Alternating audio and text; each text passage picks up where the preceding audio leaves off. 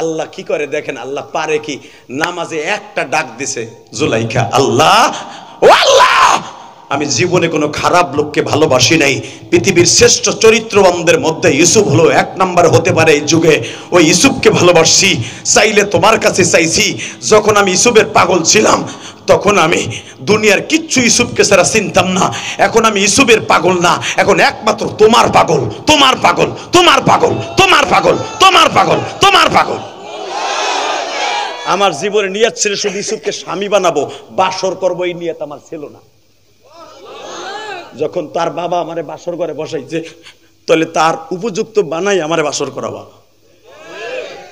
যে ইউসুফের পেছনে আমি ঘুরছি, ইউসুফ একজন আমার পিছনে এখন ঘুরে। আবার আল্লাহ পারে না?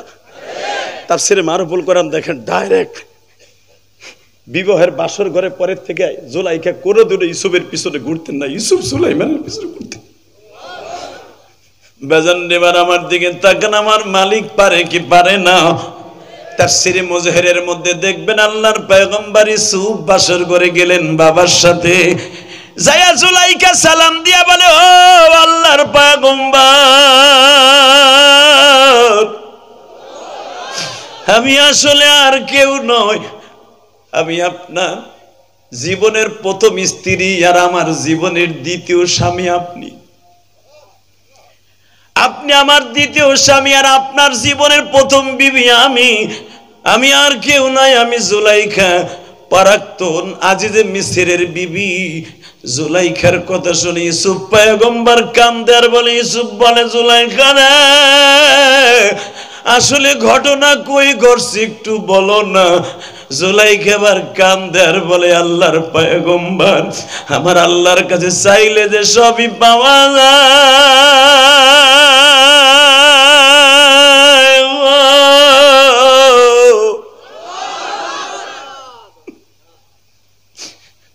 আমি নামাজের দ্বারা পাইয়া গেছি, নিজের হাতে বান্দা তুমি মাওলা বানায়া,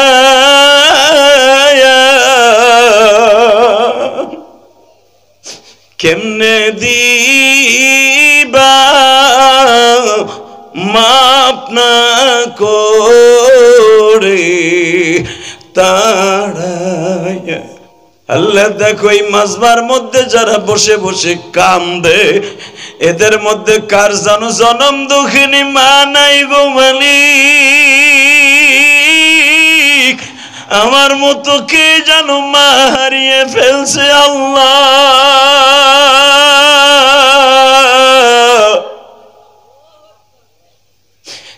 এই মানিকগঞ্জের জমিনে আল্লাহ 19শে জানুয়ারি মানিকগঞ্জের জমিনে এই মাসমার মধ্যে বসে যারা কান্দে মালিক, এই 19শে জানুয়ারির চোখের বাণী তুমি ব্যথা দিও না।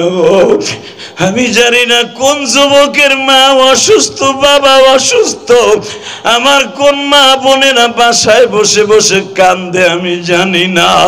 তবে এতটুকু জানি গো মা, যেই রঙিন শাড়ি পরে স্বামীর ঘরে এই মানিকগঞ্জে আসছিলেন কেষ্টি গ্রামে মা, ওই ঘর থেকে একদিন রঙিন শাড়ি বাদ দিয়ে সাদা শাড়ি পইরা চলে যাবেন কবরে মা। আপনার সমস্ত গহেনা মা থাকবে আলমারির মধ্যে, আপনার এত সাদের শাড়ি আপনার মেয়ে আপনার পুত্রবধূ লয়ে যাবে মা। ও মা, সবকিছু বাদ দিয়া 5 ওয়াক্ত নামাজ পড়েন গো মা। জুলাইখা যদি নামাজ দিয়ে আমার আল্লাহর এইভাবে পাগল বানাইয়া দুনিয়ার জান্নাতের চেহারা বানাইয়া লই যেতে পারে, আল্লাহ আমার এলাকার প্রত্যেকটা মাকে মাফ করে দাও, আমার যুবক ভাইদেরকে মাফ করে দাও। জোরে কোন, আরো জোরে। আল্লাহ, আমার অনেক দাড়ি বাঁকা বাবা চোখের পানি ছেড়ে দিয়ে কাঁদছে, সভাপতি সাহেব আমার ডাইন পাশে বস। আল্লাহ, আমার মতো 12 বছর বয়সে কে মা হারাইছে আমি জানি না। পৃথিবীর শ্রেষ্ঠ সম্পদ হলো মা, ঠিক না বে ঠিক? আল্লাহ, এই কনকনে শীতের মধ্যে আমার বাজানরা যেই মাটিতে বসে আছে এই মাটিটা অনেক ঠান্ডা, এখানে অনেক বাতের রোগী আছে, ঠান্ডা মাটিতে বসা নিষেধ, চেয়ারে বসে নামাজ পড়ে, কিন্তু ঠান্ডা মাটিতে বসে আছে একমাত্র তোমার কোরআন হাদিসের কথা শোনার জন্য। আল্লাহ মাটিতে তো আমারও শোয়াইবা, আমার এই বাজানদেরকেও শোয়াইবা, কিন্তু ওই কবরে কেমনে থাকবো জানি না। তুমি 5 ওয়াক্ত নামাজ অ্যাকাউন্টে জমা না করে কবরে ডাক দিও না, জোরে করে আল্লাহুম্মা আমিন। বাজান এই মাসের 27শে রজব 5 ওয়াক্ত নামাজ আমার নবী আল্লাহর বাড়িতে নিয়ে আসছে, আল্লাহর সাথে ওয়াদা দিয়ে আসছে, আল্লাহ 5 ওয়াক্ত নামাজ আমার উম্মতরে দিলে এর বিনিময়ে কি দিবা? আমার আল্লাহ একটা আওয়াজ দিয়েছিল, আপনি এবার জোরে আওয়াজ দিয়ে রেডি রেডি। ও নবী, আমি আপনার কোটি কোটি কোটি কোটি বছরের রাস্তা আমার বাড়িতে আইনা দেখা করছি, আর আপনার উম্মত যদি 5 ওয়াক্ত নামাজ পড়ে আমি মানিকগঞ্জ, গোপালগঞ্জ, সিরাজগঞ্জ, মানিকগঞ্জ, সিরাজগঞ্জ, গোপালগঞ্জ, পৃথিবীর যত গঞ্জ আছে, পুর আছে, মাদারীপুর, শরীয়তপুর, মাদাপুর, কালামপুর, যত পুর আছে, যত গ্রাম আছে, যেখানে যে নামাজ পড়বে প্রত্যেকটা জায়গায় যাই আমি নিজে দেখা করব। ওই 5 ওয়াক্ত নামাজ পড়ে নিয়ত আছে না নাই? কার কার আছে দেখে আল্লাহকে হাত উচ্চ করে দেখাতো, কার কার নিয়ত আছে? আল্লাহ তুমি দেখো মালিক, আজকে 19শে জানুয়ারি, আল্লাহ এই গভীর রাত্রে ওয়াদা দিছে 5 ওয়াক্ত নামাজ পড়বে। আল্লাহ আল্লাহ 19শে জানুয়ারি 2025 সালে তোমার পাগলগুলি যারা ওয়াদা দিছে 5 ওয়াক্ত নামাজ পড়বে, এই 11টার সময় 1.5 ঘন্টা মাহফিল করার পরে তোমার পাগলগুলি যারা বসে ওয়াদা দিছে এদের জীবনের সব গুনাহ মাফ করে দিবা। আল্লাহ এদের সন্তানগুলাকে ওলি বানায় দিবা মালিক, এদের ব্যবসা বাণিজ্যে বরকত দিবা, এরা যা চাবে তুমি তাই দিয়ে দিবা। আল্লাহুম্মা আমিন। একসাথে বলেন, সর্বময় ক্ষমতার মালিককে। আপনাদের চোখের পানি আজকে সাক্ষী দেয় যে আমার মালিক আজকে মাফ করে দিবে। দেয় যুবক, 2011 সালে আমি আমার বাবাকে নিয়ে হজ করছি, আলহামদুলিল্লাহ বলেন। আপনারা তো জানেন, ইউটিউবে শুনছেন, এ যুবক ভাই, এ কালা কোটালা ভাই যাইও না, হে ভাই আর 10টা মিনিট বহো, একটু সাইফে বহো, 10 মিনিট পরে পারবা, আর বসো বসো। আল্লাহ কবুল করেন, জোরে করে আমিন। চলে যাবেন, তাকান এদিকে, জমিনের মালিক কে? আল্লাহ আছে না? বিশ্বাস হয়? বলেন তো আলহামদুলিল্লাহ। এরা 11টার সময় আমি ওয়াদা করে গেলাম, যদি আজকে আমার আল্লাহর সাথে খালেস তওবা করে নিয়ত করতে পারেন যে জীবনে 5 ওয়াক্ত নামাজ ছেড়ে দিব না, আমি ওয়াদা করলাম জান্নাত আপনার বাড়ির নিকটে। 5 ওয়াক্ত নামাজ পড়বেন তো? সন্তানদেরকে ভালো রাস্তায় রাখবেন তো? আর যা ইনকাম করবেন 3 ভাগ করবেন। কয় ভাগ? 1 নম্বরে আল্লাহর রাস্তায় কিছু দান করবেন, 2 নম্বরে নিজের জন্য খরচা করবেন, 3 নম্বরে বিবি বাচ্চা স্ত্রী পুত্র মা বাবাকে নিয়ে খরচ করবেন। খালি যা কামাবেন নিজের জন্য কাজ খরচ করবেন, আল্লাহ রাস্তায় দিবেন না। আপনার মতো বখিল আর আপনার মতো জাহান্নামী একজন ট্যাবলেটও নাই।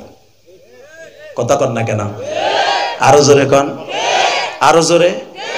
30টা সেকেন্ডে বলবো, 2011 সালে যখন আমি আমার আব্বাকে নিয়ে হজ করি, কাবাঘরের সামনে খাড়ায় আব্বারে বলছিলাম, আব্বা আপনি আমার মাফ করে দেন।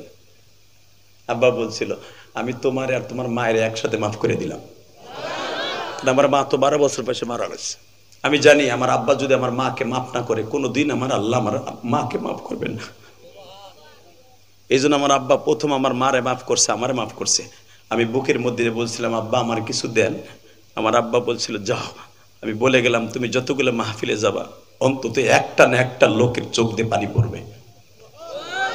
আমি আপনাদের চোখে পানি দেখেছি। আমি এই কেস্টি এলাকা জামে মসজিদের উদ্যোগে মাহফিলের সভাপতিকে সাথে নিয়ে বললাম, এই বাবা বয়ে বয়ে শুরুতে কান্না শুরু করছে। আমার মন কেন জানো বলে, একটা লোক যদি দোয়া কবুল হয় এলাকার প্রত্যেকটা কবরবাসীকে আল্লাহ মাফ করে দিবে। বলেন 5 ওয়াক্ত নামাজ পড়বেন তো? মা বাবার লেগে দোয়া করবেন তো? আমি লক্ষ লক্ষ হাদিস সামনে আমার আব্বারে বুকের মধ্যে নিয়ে মাপ চাইছিলাম। আমার আব্বা যেদিন থেকে আমার দোয়া করে দিছে সেদিন থেকে